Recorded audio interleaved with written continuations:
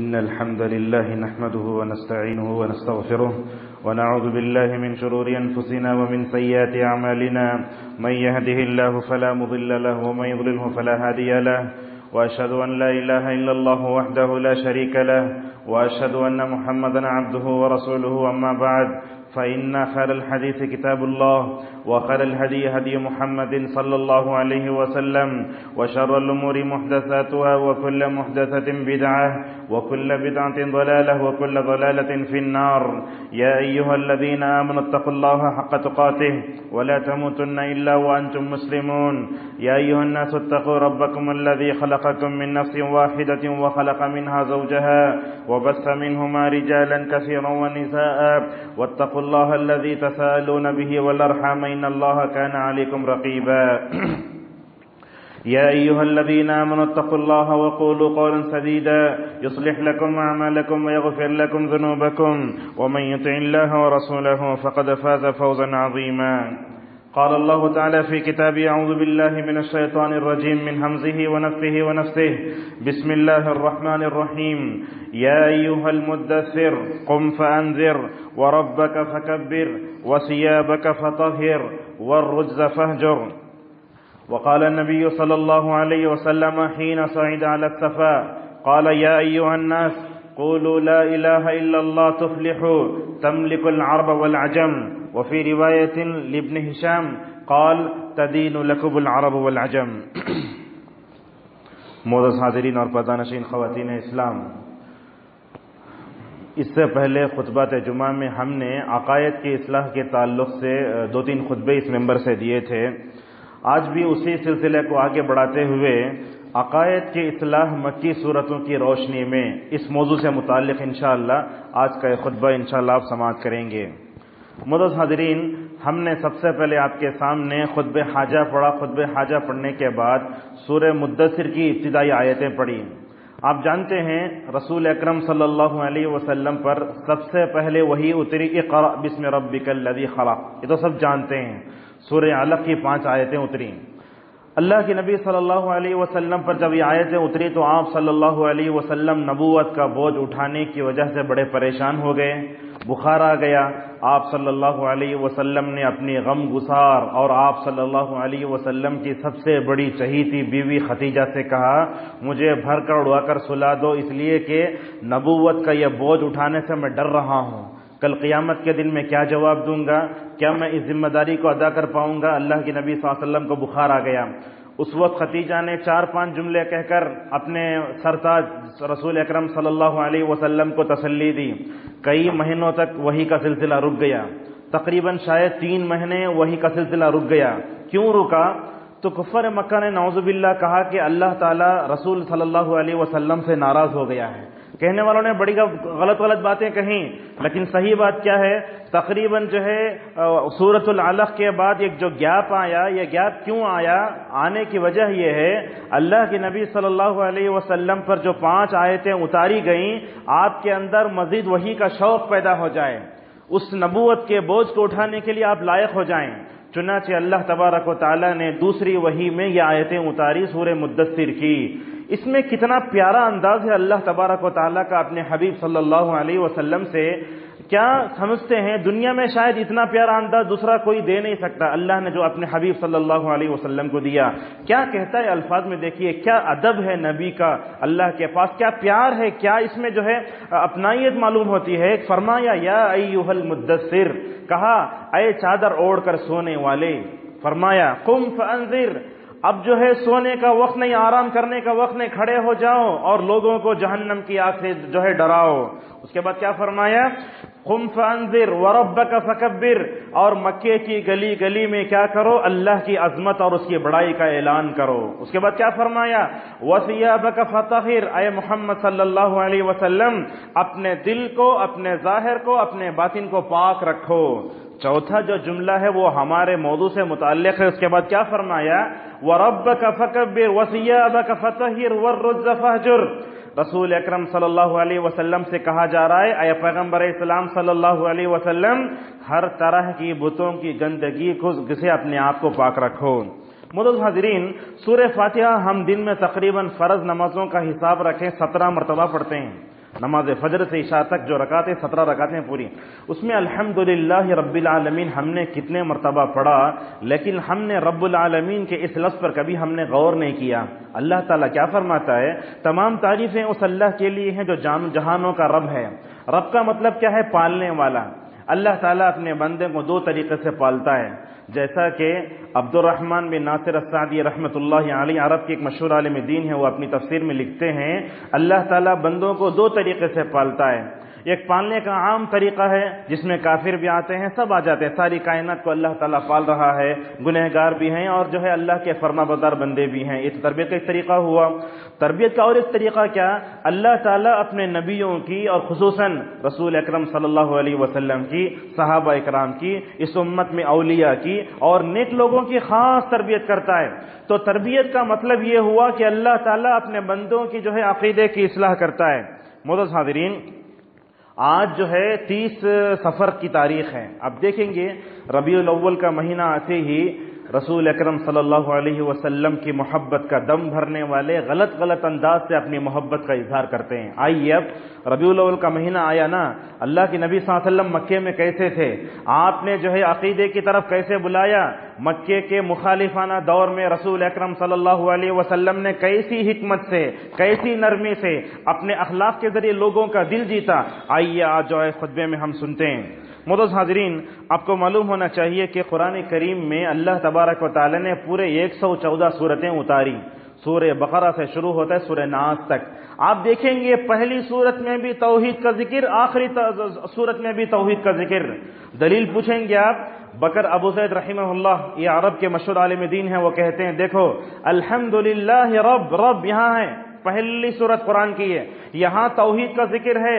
آپ پڑھتے ہیں قرآن جیسے شروع کرتے ہیں اللہ تعالیٰ کی توحید کا اقرار کرتے ہیں، آخر میں دیکھیے قل اعوذ برب الناس، یہاں ناس سے پہلے رب کا ذکر آیا۔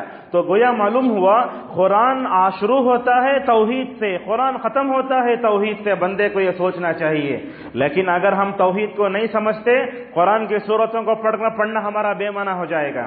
ہم نے کہا قرآن کی 114 سورتیں ہیں پوری، اس میں اکثر سورتیں مکی ہیں، تقریباً 80 پر 6 سورتیں جو ہے مکی ہیں اور 20 پر 8 سورتیں مدنی ہیں، یہ علماء کا قول ہے۔ یہ مکی سورتیں 80 سے زائد سورتیں، اللہ تبارک و تعالیٰ نے ان سورتوں میں کیا بیان فرمایا؟ طلاق کا ذکر کیا، خلا کا ذکر کیا، عدت کا ذکر کیا، نہیں کیا؟ یہ سب مسائل مدنی دور کی صورتوں میں۔ اللہ تعالیٰ نے مکی صورتوں میں کیا بتایا؟ مکی صورتیں جو اتری ہیں 80 سے زائد، ان صورتوں میں جا بجا امت کو توحید کا سبق پڑھایا گیا۔ سب سے پہلے اپنا عقیدہ درست کرو۔ آج لوگوں کو ہم دیکھتے ہیں طلاق کا مسئلہ آیا تو روڈ پہ آ گئے، خلا کا مسئلہ آیا تو روڈ پہ دھرنا دینے کے لیے آ گئے، لیکن جو لوگ دھرنا دینے آتے ہیں کیا کبھی ان کا عقیدہ صحیح ہے؟ کیا انہوں نے کبھی اپنا عقیدہ درست کرنے کی کوشش کی؟ لہٰذا یہ طلاق کے، خلا کے زندگی بھر کے ٹنٹے مسائل رہیں گے، لیکن ان تمام مسائل میں سب سے پہلے بندے کو اپنے عقیدے توحید کی طرف توجہ دینا چاہیے۔ اور خصوصاً اور ایک بات آپ کو بتاتے ہیں، خطبہ ابھی شروع ہوا ہے، سورہ فاتحہ ہی میں ہم آپ کو توحید بتاتے ہیں کہ دیکھو اس پر غور کرنے کی بڑی ضرورت ہے۔ اللہ تبارک و تعالیٰ نے مکی صورتوں میں جہاں عقیدہ توحید کا ذکر فرمایا، ساتھ میں رسول صلی اللہ علیہ وسلم کی نبوت کا ذکر ملا کر کیا۔ یہ کیوں؟ توحید کا ذکر کر کے چھوڑ دیتا الگ بات ہے، لیکن توحید کا ذکر کر کے بتایا دیکھو اے مسلمانوں، خود صحابہ اکرام سے کہا گیا اے صحابہ اکرام، جیسے توحید اللہ کی بڑی نعمت ہے، ویسے رسول اکرم صلی اللہ علیہ وسلم کو دنیا میں بھیجا جانا یہ بھی بڑی نعمت ہے۔ یہ دونوں کو ملا کر کیوں ذکر کیا گیا؟ یہ بتانے کے لیے توحید اگر تم سمجھنا چاہتے ہو تو نبی کے ذریعے ہی سمجھ سکتے ہو۔ تم دنیا میں فلاں کی کتاب پڑھ کر، فلاں کا لٹریچر دیکھ کر نہیں پڑھ سکتے۔ اگر توحید کو پانا ہوگا، توحید کو سمجھنا ہوگا، نبی کے راستے کے علاوہ اور کوئی راستہ نہیں ہوگا جو تمہیں توحید سمجھائے۔ ہم آپ کو بتاتے ہیں، آیتیں پڑھتے جائیے، ایاک نعبد و ایاک نستعین۔ آیت کا ترجمہ کیا ہوا؟ ہم تیری ہی عبادت کرتے ہیں، تجھی سے مدد چاہتے ہیں۔ علامہ عبد القیم رحمۃ اللہ علیہ نے اس آیت کے بارے میں کیا کہا؟ ہر نبی نے اپنی اپنی قوم کو توحید کی طرف بلایا، رسول اکرم صلی اللہ علیہ وسلم نے اپنی قوم کو توحید کی طرف بلایا۔ پورے نبیوں کی دعوتوں کا خلاصہ اس آیت میں اللہ نے بند کر دیا۔ کس آیت میں؟ ایاک نعبد و ایاک نستعین۔ بندہ کہتا ہے رب تو نے مجھے پیدا کیا، تو نے مجھے جناب محمد رسول اللہ صلی اللہ علیہ وسلم کی جو ہے امت میں پیدا فرمایا، نبی نے جیسے تیرے سامنے سر جھکایا مجھے بھی تیرے سامنے سر جھکانے کی تو مجھے توفیق دے، اور میں زندگی کے ہر موڑ پر جیسے نبیوں نے اپنی اپنی زندگی کے عین موقع پر تیرے سے مدد مانگی، میں بھی تیرے سے مدد مانگنا چاہتا ہوں۔ یہ تو ہوا ایاک نعبد و ایاک نستعین۔ اس کے بعد کیا کہتا ہے بندہ؟ اہدنا الصراط المستقیم، پروردگار تو مجھے سیدھا راستہ دکھا۔ کون سا راستہ؟ عقیدہ توحید کا راستہ۔ کیسا راستہ؟ صراط الذین انعمت علیہم، پروردگار سے کہتا ہے بندہ رب تو مجھے نبیوں کے راستے پر چلا دے، جس راستے کی طرف نوح نے جو ہے اپنی امت کی رہنمائی فرمائی، جس راستے کی طرف رسول اکرم صلی اللہ علیہ وسلم نے رہنمائی فرمائی، وہ راستہ مجھے دکھا۔ اہدنا الصراط المستقیم۔ بھلا بتائیے ہم نے زندگی میں کتنی مرتبہ یہ آیت پڑھی، اہدنا الصراط المستقیم، ایاک نعبد و ایاک نستعین، پھر بھی ہمارا بگڑا ہوا عقیدہ، ہم نے اس آیت کے معنی مفہوم پر غور ہی نہیں کیا۔ کیا کہتے ہیں ہم؟ ایاک نعبد و ایاک نستعین، اہدنا الصراط المستقیم، یہاں تک تو ہوا۔ بندہ آخر میں کہتا ہے غیر المغضوب علیہم ولا الضالین، پروردگار یہود اور نصارہ کے اندر جو عقیدے کا بگاڑ ہے تو مجھے اس سے بچا لے۔ یہ دیکھیے ان تین آیتوں میں کیسے اللہ تبارک و تعالی نے توحید کو مکمل طور پر سمجھانے کی کوشش کی۔ یہ تو یہ ہوا۔ تھوڑی دیر پہلے ہم نے آپ کے سامنے کہا، خطبہ جب شروع ہوا تو اس میں ہم نے کہا سب سے پہلے جو وحی آئی اقرأ بسم ربک الذی خلق۔ آپ دیکھیں گے امت میں انٹرنیشنل اسکولوں میں یا کوئی مساجد میں مدارس میں جیسے ہی تعلیمی سال شروع ہوتا ہے تو تعلیم کے موضوع پر تقریر کرتے ہوئے آیت لوگ بہت پڑھتے ہیں، اقرأ بسم ربک الذی خلق۔ لیکن ہم آپ سے پوچھنا چاہتے ہیں امت نے کبھی اس آیت پر غور نہیں کیا۔ امت نے لفظ اقرأ کو تو لے لیا لیکن بسم ربک الذی خلق کو کیوں چھوڑا؟ پڑھنا نہیں ہے۔ پڑھنا کون سا پڑھنا ہے؟ ایسی تعلیم کو پڑھنا ہے جس کے ذریعے ہم اپنے رب کو پہچان سکیں۔ وہ تعلیم جو ہم کو اللہ سے دور کرے، ایسی تعلیم کا حاصل کرنا شریعت اسلامیہ کے نزدیک جائز ہی نہیں ہے۔ لہذا وہ تعلیم جس کو پا کر بندہ اللہ کے قریب ہو جائے، اللہ کی معرفت حاصل ہو جائے، اسے عقیدہ توحید کا علم مل جائے تو یہ سب سے بڑی بات ہے۔ اللہ فرماتا ہے اقرأ بسم رب۔ یہاں دیکھیے پہلے وحی میں رب کا لفظ آیا، 2 مرتبہ آیا، یہاں تو ایک ہوا، آگے فرمایا اقرأ وربک الاکرم، فرمایا اے محمد صلی اللہ علیہ وسلم تم بھی پڑھو، تمہارا رب بڑی عزت دینے والا ہے۔ تو لہذا معلوم ہوا پہلی وحی میں جہاں توحید کی طرف، جہاں تعلیم کی طرف توجہ دلائی گئی، وہیں اس میں رب کا لفظ 2 مرتبہ لا کر بتایا گیا کہ توحید، عقیدہ توحید بڑا اہم ہے۔ یہ تو پہلی وحی ہوئی نا۔ دوسری وحی میں اللہ نے کیا فرمایا؟ یا ایھا المدثر، اے چادر اوڑھ کر سونے والے۔ آگے کہا والرجز فاہجر۔ آیت کا مطلب کیا ہوا؟ بتوں کی گندگی کو چھوڑ دو۔ علماء نے کیا کیا لکھا اس آیت میں، یہاں غور سے سنتے جائیے۔ علامہ آلوسی رحمہ اللہ آیت کی شرح میں کیا کہتے ہیں؟ اللہ تعالیٰ اپنے حبیب صلی اللہ علیہ وسلم سے کہتا ہے کہ اے محمد صلی اللہ علیہ وسلم بتوں کی گندگی کو چھوڑ دو۔ جس ماحول میں تم بھیجے گئے ہو یہ کعبۃ اللہ ایک وقت توحید کا مرکز تھا، لیکن اس کے اطراف میں 360 بتوں کو رکھ کر نعوذ باللہ اس کو شرک کا مرکز بنا دیا گیا۔ لہذا قدم قدم پر اپنے توحید کی جو ہے حفاظت کرو۔ اللہ اپنے نبی سے کہتا ہے بتوں کی گندگی کو چھوڑ دو۔ علماء نے یہ بھی لکھا اللہ تعالیٰ بتوں کی گندگی کو چھوڑنے کا حکم نہیں دے رہا ہے، ساتھ میں یہ بھی کہہ رہا ہے محمد صلی اللہ علیہ وسلم یہ لوگ جانوروں کو ذبح کر کے خون لا کے کعبۃ اللہ کے دیواروں سے لگاتے ہیں، اس سے بھی اپنے آپ کو بچاؤ۔ یہ مکے کے کچھ کفر اور کافر اور مشرک مردہ کھاتے ہیں، اس سے بھی اپنے آپ کو بچاؤ۔ آگے چل کر جو ہے اور ایک اچھی بات کہی، فرمایا والرجز فاہجر کہہ کر اللہ تبارک و تعالیٰ کیا بتاتا ہے؟ اے نبی صلی اللہ علیہ وسلم نماز کو جاتے ہوئے اپنے کپڑوں کو پاک صاف رکھو۔ یہ جملہ سنیے، نماز کو جاتے ہوئے اپنے کپڑوں کو پاک صاف رکھو۔ یہ تو تمہارا ظاہر کی پاکیزگی ہے، لیکن دل کی پاکیزگی یہ ہے کہ اللہ تعالیٰ کی محبت کو دل میں بسا کر جاؤ۔ آج ہم جمعہ مسجد کو آئے، امت کا حال کیا ہے آج امت کے نوجوانوں میں، لڑکوں میں، لڑکیوں میں، بوڑھوں میں، مردوں میں، عورتوں میں مساجد کی محبت نہیں ہے۔ محبت کس کی ہے؟ درگاہوں کی ہے، آستانوں کی ہے، نعوذ باللہ عروس کی ہے۔ مساجد سے ہماری محبت نہیں ہے۔ مسجد سے محبت کے بارے میں اگر آپ حدیث سنیں گے مسجد کے آنے میں تڑپ جائیں گے آپ۔ اللہ کے نبی صلی اللہ علیہ وسلم سے نے فرمایا، ایک حدیث میں فرمایا ایک بندہ فرض نماز پڑھتا ہے، نماز پڑھ کے نفل پڑھتا ہے، پھر وہ دوسری فرض نماز کے لیے مسجد میں انتظار کرتے بیٹھتا ہے، تو اللہ تبارک و تعالیٰ فرشتوں سے کہتا ہے اے فرشتوں دیکھو میرا یہ بندہ فرض نماز پڑھا نا، نفل پڑھا، پھر دوسری فرض نماز پڑھنے کے لیے جو ہے بیٹھا ہے، اللہ تعالیٰ جو ہے بندوں فرشتوں سے کہتا ہے میں فخر کرتا ہوں اس بندے پر جو مسجد میں بیٹھا ہے۔ اور آپ صلی اللہ علیہ وسلم نے اور ایک حدیث میں فرمایا کیسے خوش ہوتا ہے ایک بندہ فرائض کی ادائیگی کے بعد اور ایک فرض نماز کے انتظار میں مسجد میں بیٹھتا ہے، اللہ کو کیسے خوشی ہوتی ہے، فرمایا جیسے تم میں اگر کوئی آدمی گم جائے، اگر وہ مل جائے تو کتنی خوشی ہوگی، اللہ تعالیٰ کو اس سے بڑھ کر خوشی ہوگی۔ لہذا معلوم ہوا مسجد سے محبت یہ عقیدے کی اصلاح کی جو ہے بہت ضروری ہے۔ معزز حاضرین، اسی طریقے سے آپ کو معلوم ہونا چاہیے کہ رسول اکرم صلی اللہ علیہ وسلم کو جب کعبۃ اللہ میں بھیجا گیا، جہاں مکے میں آپ صلی اللہ علیہ وسلم پیدا ہوئے، اس وقت مکے کا کیا حال تھا، 360 بت رکھے ہوئے تھے اطراف میں۔ یہ کعبۃ اللہ کے پاس 360 بتوں کو رکھا کس نے؟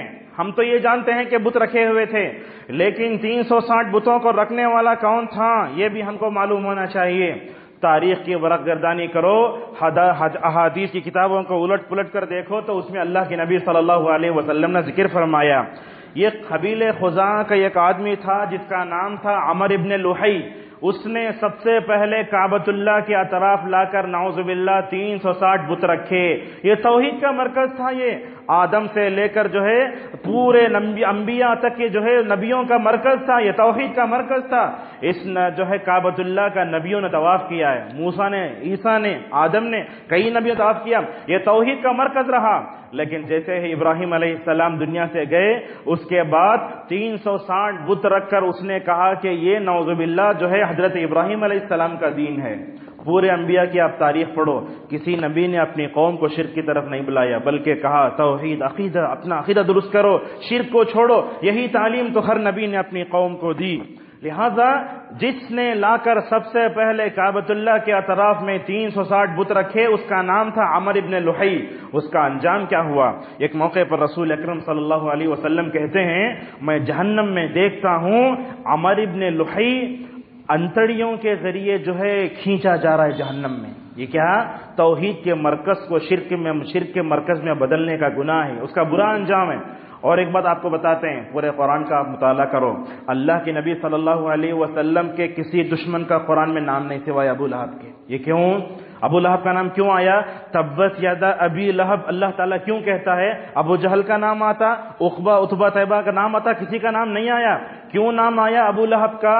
کہا علماء نے دو باتیں ہیں، ایک بات تو یہ ہے یہ کعبۃ اللہ کے توحید کے مرکز کو شرک کے مرکز میں بدلنے میں اس کا بڑا اپنا کردار ہے، اس لیے اللہ تعالیٰ نام لے کے اس پر بد دعا کرتا ہے۔ ایک وجہ تو یہ، دوسری وجہ ابو لہب کا ذکر کر کے اللہ تبارک و تعالیٰ بتاتا ہے اگر نبی کا اگر رشتہ دار بھی اگر اس کا دشمن ہو جائے تو اللہ اس کا دشمن ہے، نبی کا دشمن بھی اگر دعوت توحید کا دشمن ہو جائے تو اللہ تعالیٰ اس کا دشمن ہے۔ جیسے یہودیوں نے جبرائیل سے کہا جبرائیل ہمارا دشمن ہے، اللہ نے کہا اے یہودیوں تم جبرائیل کو اپنا دشمن سمجھتے ہو، میں تمہارا دشمن ہوں، اس لیے کہ تم فرشتوں کے سردار کے دشمن بن گئے۔ معزز حاضرین، رسول اکرم صلی اللہ علیہ وسلم مکے میں آئے، آپ صلی اللہ علیہ وسلم نے مکی دور میں تقریباً جو ہے 13 سال رہے۔ کتنے سال؟ 13 سال اللہ کے نبی صلی اللہ علیہ وسلم مکے میں ایک دن دو دن نہیں، آپ صلی اللہ علیہ وسلم پورے 13 سال رہے۔ نبوت ملنے کے بعد آپ صلی اللہ علیہ وسلم نے کیسے کام کیا دیکھو۔ ایسے ہوتا ہے کبھی ہم دیکھتے ہیں دعوت کا کام کرنے والے لوگ اگر غیر مسلموں کے محلے میں چلے گئے کیسے پریشانی ہوتی ہے، نکالو مارو، ان کی دعوت کے مخالف ہو جاؤ۔ اللہ کے نبی صلی اللہ علیہ وسلم کا جگر کیسے تھا؟ ایک ایسے ماحول میں اللہ کے نبی صلی اللہ علیہ وسلم اٹھے جہاں دور دور تک توحید کا کوئی نور نہیں تھا، بلکہ کفر، شرک، بدعت و خرافات، ظلم، وہ سر جو اللہ کے سامنے جھکنا چاہتے تھے 360 بتوں کے سامنے جھک رہے تھے، ایسا ماحول تھا۔ ایسے ماحول میں اللہ تعالیٰ نے رسول اکرم صلی اللہ علیہ وسلم کو نبی بنا کر بھیجا۔ اور ایک بات آپ کو سناتے آج کے خطبے میں، بڑی اہم بھی ہے اور شاید آپ نے سنی بھی نہیں ہوگی۔ اللہ کے نبی صلی اللہ علیہ وسلم آمینہ کے پیٹ میں تھے تو آمینہ اس وقت ملک شام کا سفر کر کے گئیں تو کیا کہتی آمینہ، میں نے دیکھا ایک روشنی آئی، ایک روشنی ایسے ہی میں نے دیکھی، اب بدعتی حضرات کہیں گے نعوذ باللہ رسول اکرم صلی اللہ علیہ وسلم نور تھے، نور نہیں تھے، وہ روشنی کیا، وہ ایسی روشنی دیکھی آمینہ نے جس کی وجہ سے ملک شام کے بڑے بڑے محلات روشن ہو گئے۔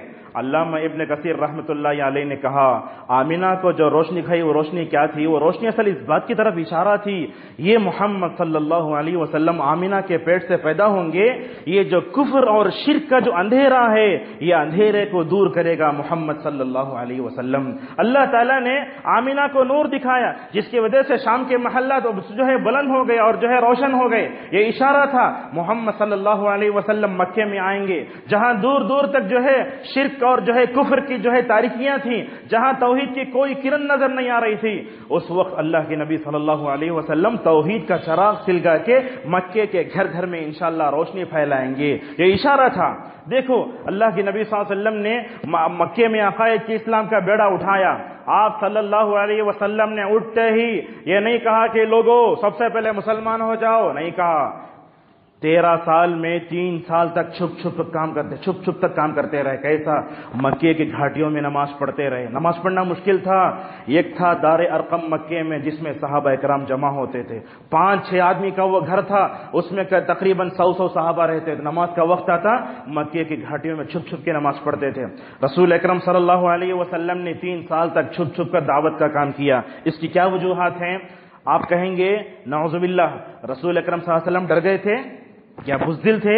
اگر اللہ کے نبی چاہتے تو سب سے زیادہ شجاعت ترین ہمت والے انسان رسول اکرم صلی اللہ علیہ وسلم، اگر چاہتے پہلے ہی دن جا کے 360 بتوں کو اٹھا کر باہر پھینک کر پورا راؤڈزم کر سکتے تھے، لیکن رسول رحمت تھا، یہ رحمت تھی اللہ کے نبی صلی اللہ علیہ وسلم کی۔ آپ نے کیا کیا؟ اللہ کے نبی صلی اللہ علیہ وسلم نے 3 سال تک جو ہے آہستہ آہستہ کام کیا۔ کیوں؟ اس کی وجہ بیان کیا، فرمایا اللہ کے نبی صلی اللہ علیہ وسلم اگر پہلے ہی مرحلے میں، پہلے ہی اسٹیج میں علل اعلان توحید کی طرف دعوت دیتے، پورا مکہ آپ کا مخالف ہو جاتا، پورا مکہ آپ کا مخالف ہو جاتا۔ ایک تو یہ۔ دوسری بات، اللہ کے نبی صلی اللہ علیہ وسلم نے 3 سال تک آہستہ آہستہ چھپ کر کام کیا۔ کیوں؟ تاکہ ماحول کو سمجھنے میں آسانی ہو۔ مثلا ایک مسجد ہے، وہاں امام آتا ہے، اس کو ماحول کو سمجھنے کے لیے کتنے سال کی ضرورت پڑتی ہے؟ عوام کا ذوق کیسا ہے، کیا بولنا چاہیے، کیا نہیں بولنا چاہیے، سمجھنے کی ضرورت پڑتی ہے۔ اسی طریقے سے رسول اکرم صلی اللہ علیہ وسلم جب بھی عقائد کی اصلاح کرتے، حکمت کے بغیر آپ کام ہی نہیں کرتے تھے، آپ ڈرے نہیں تھے۔ آپ صلی اللہ علیہ وسلم 3 سال تک ماحول کا مطالعہ کرتے رہے، یہ دوسری بات ہے۔ تیسری بات یہ کہ آپ صلی اللہ علیہ وسلم نے چھپ کر اس لیے دعوت دی تاکہ اسلام کی بنیادوں کو مضبوط سے مضبوط کریں۔ اگر پہلے ہی کام ہوتا تو پہلے ہی اسٹیج میں لوگ آپ کے مخالف ہو جاتے۔ آپ صلی اللہ علیہ وسلم کو 3 سال اگر جو ہے چھپ کر کام نہ کرتے، 10 سال تک رہنا آپ صلی اللہ علیہ وسلم کے لیے مشکل ہو جاتا تھا۔ اور ایک بات ابن عثیمین رحمۃ اللہ علیہ نے لکھی، اللہ کے نبی صلی اللہ علیہ وسلم چھپ کر اس لیے کام کیے کہ تاکہ آگے چل کر کام کرنے کے لیے آسانی ہو۔ ایسے ہی ہوا۔ اللہ کے نبی صلی اللہ علیہ وسلم بڑے رحمت اللہ عالمین تھے، آپ کے دل میں امت کے لیے، ساری انسانیت کے لیے بڑے رحم تھا۔ ایک دن اللہ کے نبی صلی اللہ علیہ وسلم نے دعا فرمائی، پروردگار مکے کی 2 تاریخی شخصیتیں، ایک ہے ابو جہل، دوسرا ہے عمر۔ اللہ کے نبی نے دعا فرمائی، اللہم اعز الاسلام بعہد العمرین، فرمایا اے رب ان دونوں میں سے ایک کو ہدایت دے دے، یا تو ابو جہل کو ہدایت دے یا عمر رضی اللہ عنہ کو ہدایت دے۔ رسول اکرم صلی اللہ علیہ وسلم کی دعا عمر کے حق میں قبول ہو گئی۔ عمر اسلام لائے۔ عمر اسلام لانے تک تو لوگ چھپ چھپ کر تھے، لیکن عمر کی شخصیت کیا، ان کے عقیدے کا پاور کیا، ایک راستے سے گزرتے شیطان اپنا راستہ بدل لیتا تھا۔ کیا ہوا؟ ابن مسعود رضی اللہ عنہ کہتے ہیں حضرت عمر کے اسلام لانے سے پہلے ہمیں چھپ چھپ کے نماز پڑھتے تھے، چھپ چھپ کے اپنی دعوت دیتے تھے۔ ماں کہا جو ہے جیسے ہی عمر نے اسلام کا اعلان کیا ہم کو دبدبہ مل گیا، ہم کو دعوت توحید کا کام کرنے کے لیے آسانی ہو گئی۔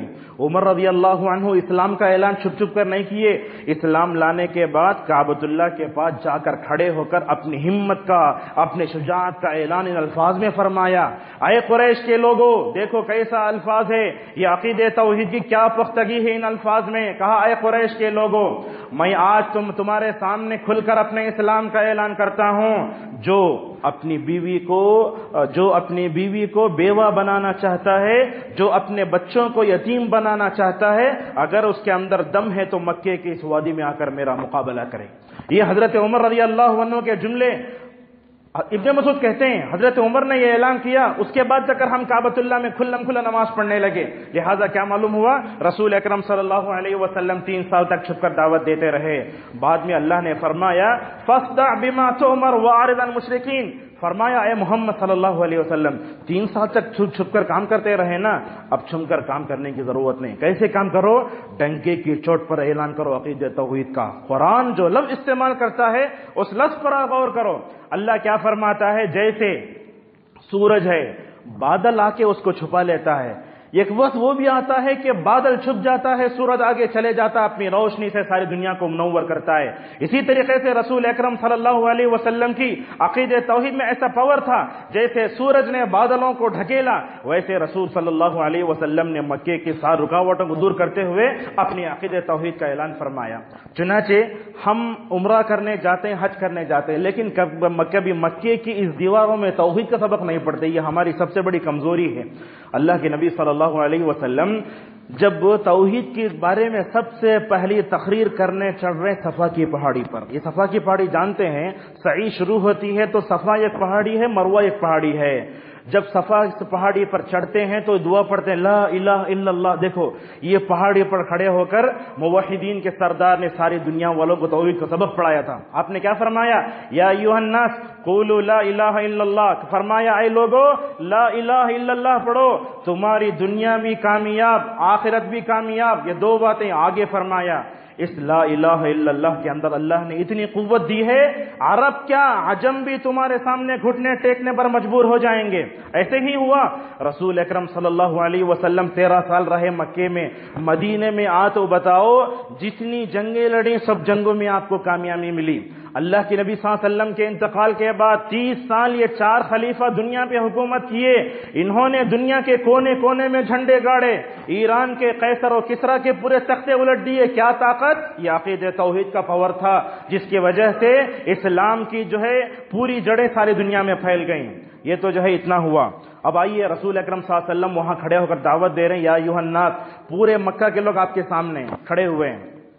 ان میں سے ابو لہب بھی ہے جس نے کہا تبا لک یا محمد لہذا جمعتنا. کسی نے کسی کو جو ہے کوئی کام کسی بات کرنے کی ہمت نہیں ہوئی. ابو لہب نے کہا افسوس ہے، تباہی و بربادی ہے تیرے لیے اے محمد، کیا تو نے یہ بات بولنے کے لیے ہم کو جمع کیا؟ تھوڑی دیر بعد ہم کو بتائیں گے. جس لفظ کے ذریعے ابو لہب نے رسول اکرم صلی اللہ علیہ وسلم کی عقیدہ توحید کو روکنا چاہا اور آپ کے اوپر بددعا فرمائی، وہی الفاظ کے ذریعے قیامت تک امت ابو لہب پر تباہی و برباد دعا کرتے رہے گی. پڑھ کر دیکھو تبت ید ابی لہب وتب. ابو لہب کی زبان سے نکلنے والا لفظ تھا تبا لک، تیری ہلاکت ہو. اللہ نے قیامت تک کے لیے اتار کر بتایا توحید کا جو دشمن ہوگا ساری دنیا اس پر بددعا کرتے رہے گی. تبت ید ابی لہب وتب.